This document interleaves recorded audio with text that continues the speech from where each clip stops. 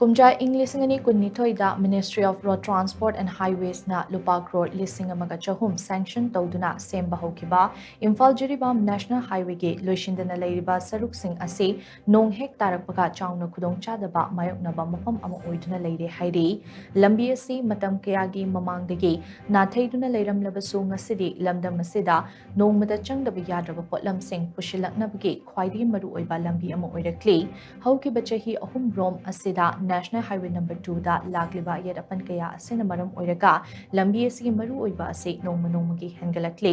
lambi asigi maru oiba ase khangbaga loinana Ministry of Road Transport and Highways na kumjai English ngani kunni thoida lupa crore lising amaga chahum kaithoktuna kilometer chani sukna ahum sangba lambi ase all weather corridor oina semba haukibane lambi asigi ayamba mafam sing semba loshilaklabasu loshindana leiriba mafam sing asidi nong hek tarakpaga akibagi masak oire kilometer chani subna ahum sangba lambi ase National Highways and Infrastructure Development Corporation na package tare thokna semba hokibane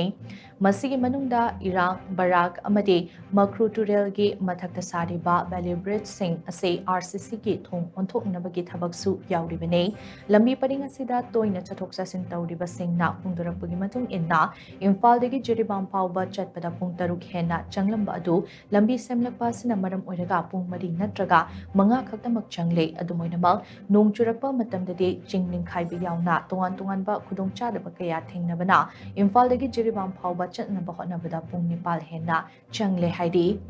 NHIDCL na phongdorakpagi matung ina lambi asida mamangaida chatlamba gari gi changa hausika chauna khenaba leire hauzik lambi asigi traffic volume aduki matek chawkhalakle haidi Deputy General Manager Rafiq Ahmad Chaudhry na hai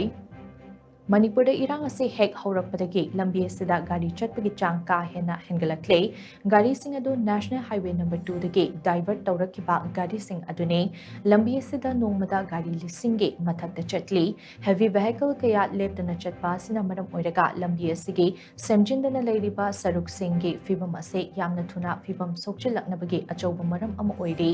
lambi pakthok chawthokna ba hotnabada lam laushan bagi issue toina chingning khaiba amadi miyamgi protest kaya asinasu lambi asi semnam hotnabada thintahale hairi hauzik fawda package charet asigi manungda anidi mapungpana loshin ngamkhre lambi asigi kilometer chama marifutara romgi sarukta black topping thaba tawkhre amadi center na lupa crore lising amaga subna nifu sanction tawrakiba asina project cost ke chada marifudi sanction tawkhre hairi